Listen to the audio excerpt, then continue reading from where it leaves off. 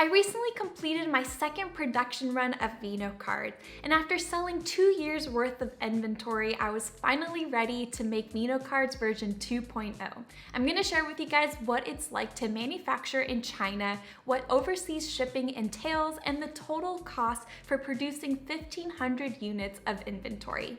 Number one is finding a manufacturer. I was very lucky to have been recommended a manufacturer from a friend who already makes inventory overseas. So I was able to trust them and take that recommendation. But I know this isn't always the case for everyone, so there are some other options to pursue if you're looking for a manufacturer. The first one would be to go to Alibaba. So this is a website that you can find all sorts of different products on, and through there you can contact a manufacturer, ask about quotes and things of that nature. This is also a good source to look at different reviews for products so you know what is selling and what's popular these days. You can also see the different prices and just get ideas for different products if you're looking for a product to sell. Another way to look for a manufacturer is to go to conventions. So you can go to specific Amazon conventions or other products that are similar to what you're looking to sell and just talk with people, figure out if there's a partnership that can be created from that.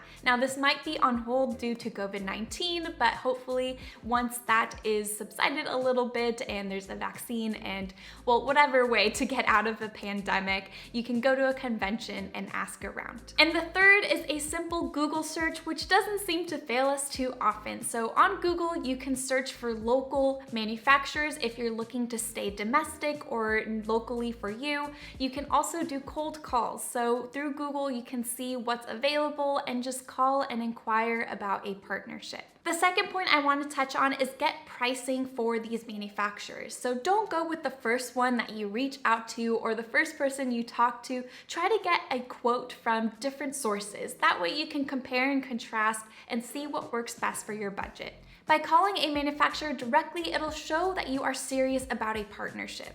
If they can't offer manufacturing to you, don't forget to ask if they know someone. A lot of the times, they have a lot of different contacts that they can refer you to. Another way to show seriousness is by giving yourself a title, a way to introduce yourself when you're calling. This could be a chief operations officer or whatever title you want to give. Now, I'm not saying you'd have to lie. If you are doing everything for your business, if you're a one-person company, then that is not a complete lie, but come up with something that will show some largeness to the company, something that will again show that you are serious, that you want to create inventory, and that you want to pursue a business. I haven't tried this method myself, but I have heard positive things from people who have done this. Keep in mind as well how much inventory you want to commit to off the bat. Remember that the more quantity that you order, the lower the cost per unit, which could save you in the long run. Now, I did this with Vino cards. I ordered 2,000 boxes, and I do wish I ordered less than that.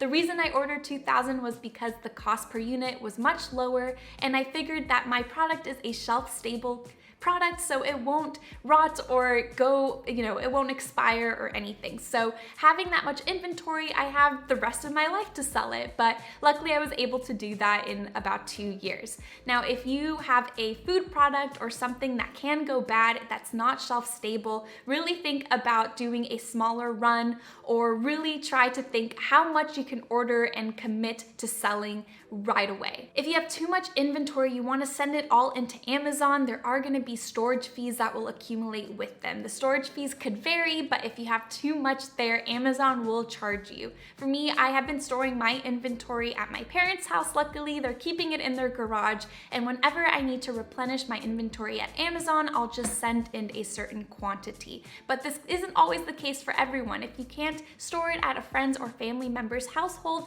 then think about the storage fees that you might accumulate. The third point I want to share is how to design your product. When designing your product, there are a few key things to think about. The first is dimensions. So what is the box going to look like, the packaging, the wrapping, things of that nature. So you have to think of all the sizes and what your manufacturer can accommodate. Next is branding, and that's one of the most important things. What is the vibe and feel of your product, and how are you going to brand it? What's going to draw customers in? Also think about the colors, the font, and the size of your branding, so make sure that you are Googling that or looking at different products to grab inspo from. The logo is another important thing. Is it aligned with your vision? Does it stand out? Is it unique, etc.? One way to help envision your product is to just simply draw it out. Even before you send it to a designer, just draw out what you want it to look like, and that's when a designer can come in, get an idea, and then bring it to life for you. So I completely drew out a sample card, flashcard,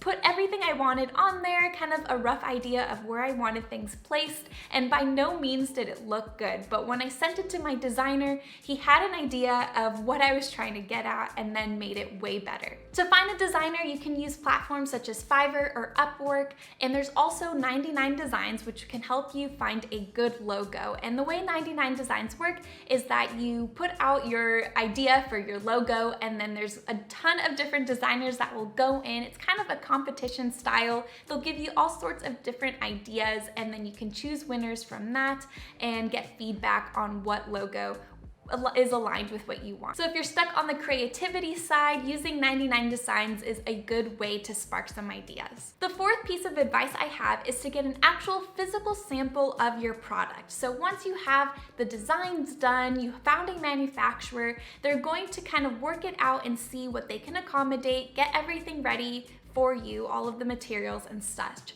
But before you do a mass production, have them send you a sample. So I did this with Vino cards. This is a blank box. So it has no design on it. It's simply just the box that I was looking at as well as each card. So I'm able to look at the thickness, see if I actually like what I'm seeing. Once I was happy with the blank sample, the size and everything of that box, then I'm able to see an actual design sample. So this one versus the other one actually has some of my designs on it, and each individual card has all its colors and text in place. So that is what I recommend. Seeing it in person makes a huge difference, and if you need to make any tweaks, you can do that before doing a mass production. Once you actually commit to creating all of your inventory, you'll have to wait a long time if you wanted to make any changes, so it's better to do it beforehand. Requesting a sample may cost some money depending on your manufacturer. Because my sample was coming from China, I did have to pay for shipping for the blank box. It was about $50, and to request a sample with an actual print on it was much more expensive. It was about $300.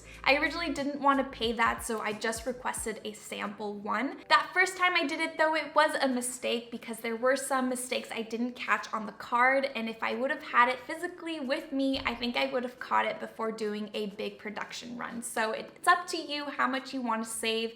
Costs may be lower depending on where you're manufacturing, but I do in any case recommend ordering a sample so that you could see it firsthand what it will look like. Step number 5 in the manufacturing process is actually paying for the product. And this is the biggest step, right? You are actually putting your money into doing a production run. This is probably the most nerve-wracking part of the entire process. Now, if you're manufacturing in China, you'll likely have to send a wire transfer, and you can do this directly at your bank. There's sometimes an extra cost associated depending on the amount you have to pay, but it's not usually more than $100. I've done a wire transfer, and probably the scariest part of it is that you have to make sure you have the correct account number, the correct beneficiary, and everything. Like, it has to be the exact person that you're sending it to, because if they do send an amount to, say, an incorrect account number, then that money is gone. You can't open a claim for wire fraud or anything like that. Once the money is sent through a wire transfer, it is sent, and it's likely that you cannot get that money back. So it's much scarier than a check,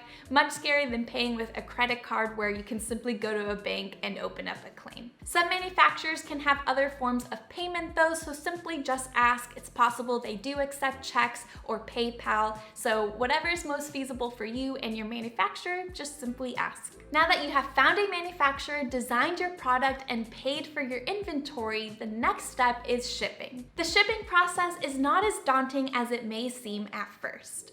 So depending on whether you're gonna have it shipped to you or to Amazon warehouses directly, you'll run into different costs for each. You can have your product shipped directly to the Amazon warehouse or to you or your office. And you typically have two forms of shipments. So you either do air shipping if it's coming from China. That tends to be a little more expensive, but you can look at different costs with DHL or other carriers. You can choose sea shipping if you have time and don't need your product right away. Sea shipping usually takes about 4 to 6 weeks, where air shipping is about a week. Sea shipping will require a little extra work on your part, since it does require some extra documentation, especially when it reaches the border at customs. You kind of have to wait for the inspection. There may be some extra costs with that, and et cetera, depending on what country it's coming into and coming from. To help make my process a little smoother, I used a freight forwarder. Again, it was someone that was recommended to me by a friend, and the freight forwarder was really great. They basically handled everything for me at customs. The great thing as well is that they can give you the total costs for things. So in most cases, you'll need an annual bond, which is about $100, and some extra fees depending on the freight forwarder as well as the border control. Some of those fees will be the duty-free, the inspection at port, and the trucking. So just keep that in mind and just communicate with a freight forwarder, or if you have experience with this already,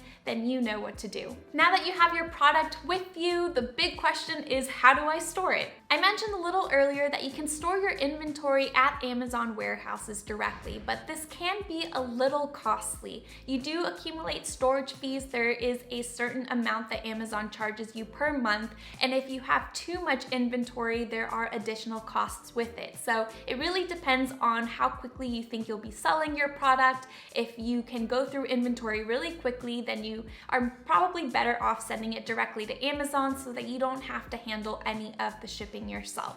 But if you do not want to store too much at Amazon, you can store it at your house, maybe at a family member or friend's home as well, or at your office. Storing it somewhere other than the Amazon warehouse can save you more money in the long run, but it just all depends on what works best for you and your budget. Now, just like with anything, there are going to be mistakes and challenges along the way. I encountered so many in my first year selling on Amazon, but I highlighted what they are so that you can avoid it.